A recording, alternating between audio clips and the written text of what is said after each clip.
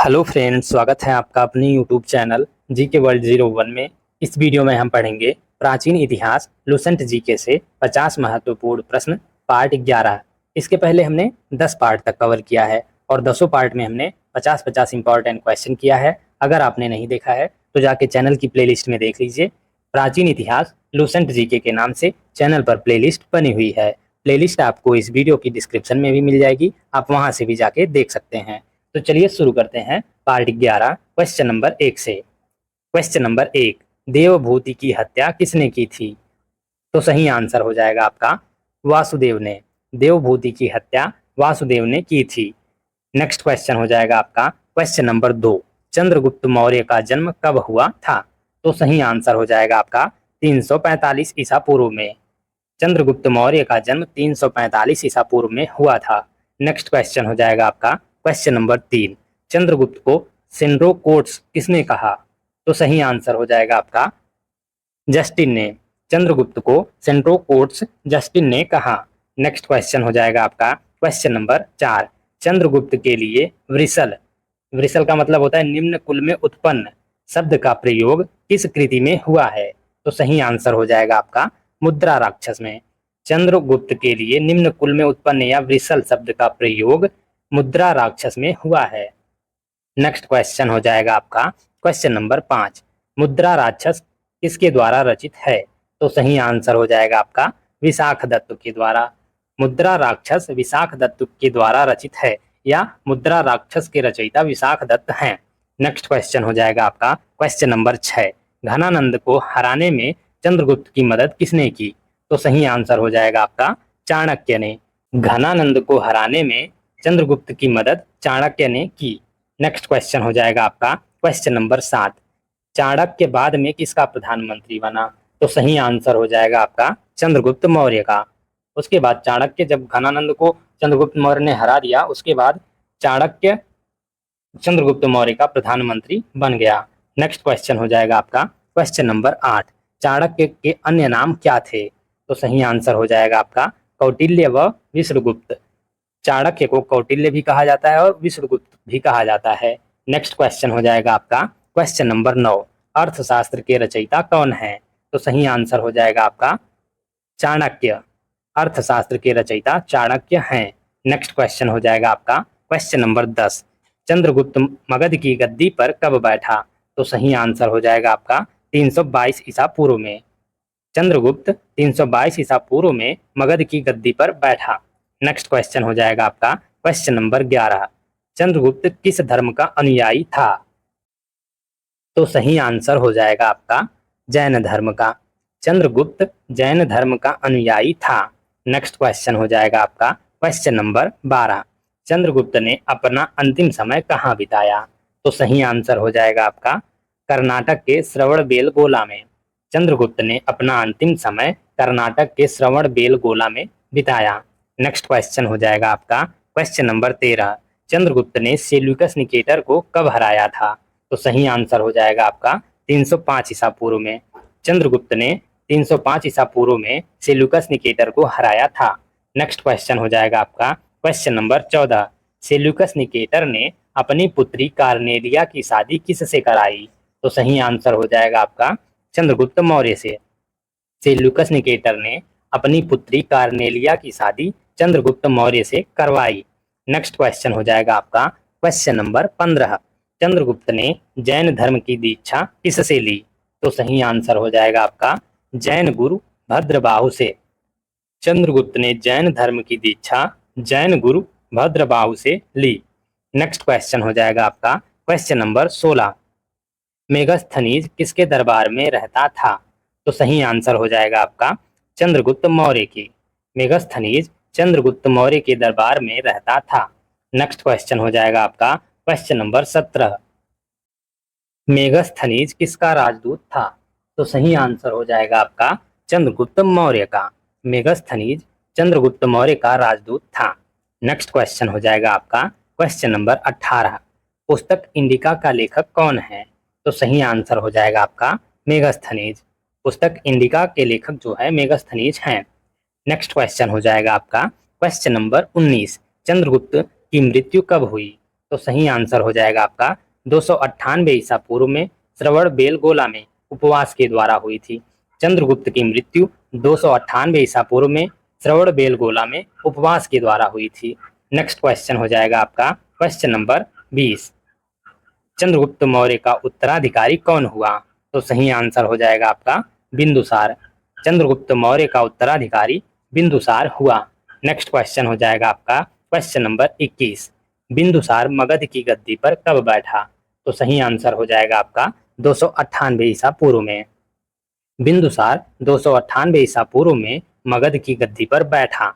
Next question हो जाएगा आपका क्वेश्चन नंबर 22। मगध के किस शासक को अमित्रघात कहा जाता है? तो सही आंसर हो जाएगा आपका बिंदुसार को। मगध के शासक बिंदुसार को अमित्रघात कहा जाता है। नेक्स्ट क्वेश्चन हो जाएगा आपका क्वेश्चन नंबर 23। अमित्रघात का अर्थ क्या है? तो सही आंसर हो जाएगा आपका शत्रु विनाशक। अमित्रघात का अर्थ शत्रु विनाशक है। नेक्स्ट क्वेश्चन हो जाएगा आपका क्वेश्चन नंबर 24। बिंदुसार किस संप्रदाय का अनुयायी था? तो सही आंसर हो जाएगा आपका अजीवक संप्रदाय का। बिंदुसार आजीवक संप्रदाय का अनुयायी था। नेक्स्ट क्वेश्चन हो जाएगा आपका क्वेश्चन नंबर 25। इस पुराण में बिंदुसार को भद्रसार कहा गया है? तो सही आंसर हो जाएगा आपका वायु पुराण में। वायु पुराण में बिंदुसार को भद्रसार कहा गया है। नेक्स्ट क्वेश्चन हो जाएगा आपका क्वेश्चन नंबर 26।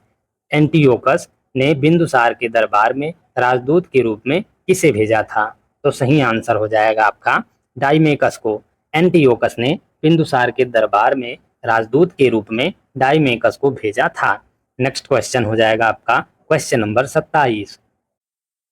जैन ग्रंथों में बिंदुसार को क्या कहा गया है? तो सही आंसर हो जाएगा आपका सिंहसेन। जैन ग्रंथों में बिंदुसार को सिंहसेन कहा गया है। नेक्स्ट क्वेश्चन हो जाएगा आपका क्वेश्चन नंबर 28। बिंदुसार का उत्तराधिकारी कौन हुआ? तो सही आंसर हो जाएगा आपका सम्राट अशोक। बिंदुसार का उत्तराधिकारी सम्राट अशोक हुआ। नेक्स्ट क्वेश्चन हो जाएगा आपका क्वेश्चन नंबर 29। अशोक मगध की राजगद्दी पर कब बैठा? तो सही आंसर हो जाएगा आपका 269 ईसा पूर्व में। अशोक 269 ईसा पूर्व में मगध की राजगद्दी पर बैठा। नेक्स्ट क्वेश्चन हो जाएगा आपका क्वेश्चन नंबर 30। अशोक की माता का क्या नाम था? तो सही आंसर हो जाएगा आपका सुभद्रांगी। अशोक की माता का नाम सुभद्रांगी था। नेक्स्ट क्वेश्चन हो जाएगा आपका क्वेश्चन नंबर 31। गद्दी पर बैठने के समय अशोक कहाँ का राज्यपाल था? तो सही आंसर हो जाएगा आपका अवंतिका का। गद्दी पर बैठने के समय अशोक अवंतिका का राज्यपाल था। नेक्स्ट क्वेश्चन हो जाएगा आपका क्वेश्चन नंबर 32। पुराणों में अशोक को क्या कहा गया है? तो सही आंसर हो जाएगा आपका अशोकवर्धन। पुराणों में अशोक को अशोकवर्धन कहा गया है। नेक्स्ट क्वेश्चन हो जाएगा आपका क्वेश्चन नंबर 33। अशोक ने कलिंग पर आक्रमण कब किया? तो सही आंसर हो जाएगा आपका 261 ईसा पूर्व में।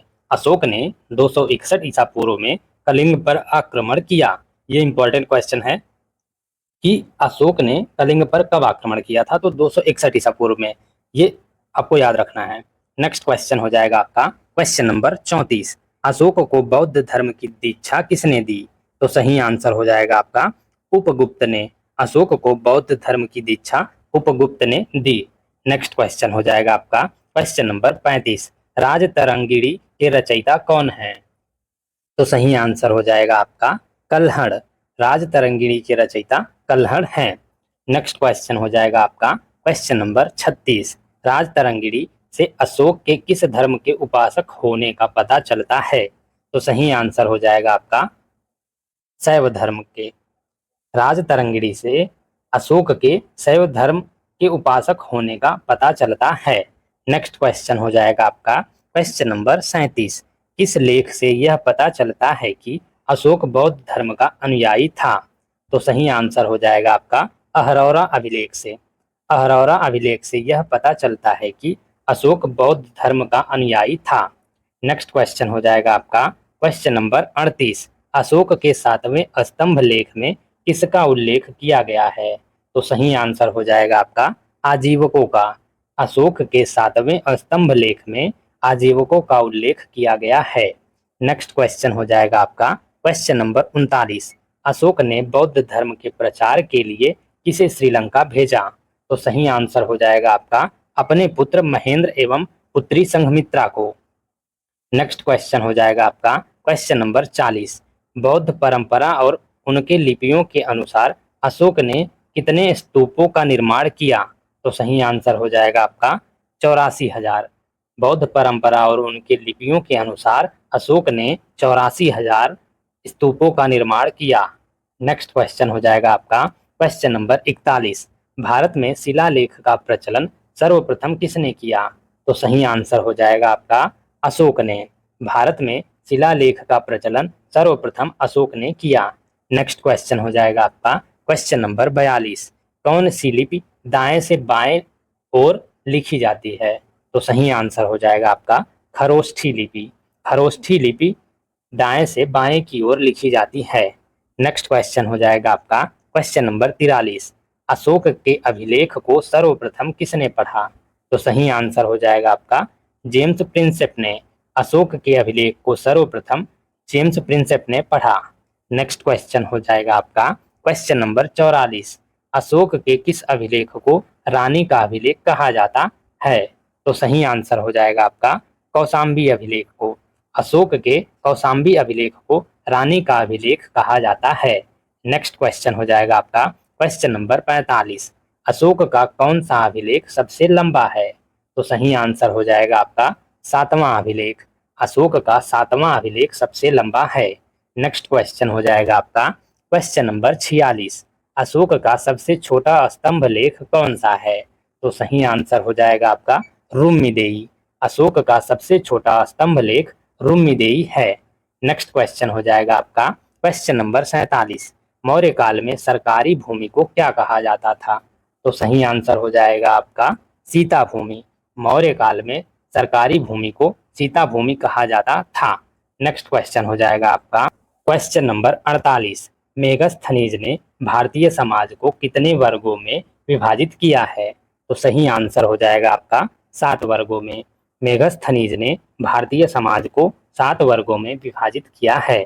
नेक्स्ट क्वेश्चन हो जाएगा आपका क्वेश्चन नंबर 49। मौर्य काल में बिना वर्षा के अच्छी खेती होने वाली भूमि को क्या कहा जाता था? तो सही आंसर हो जाएगा आपका अदेव मातृक।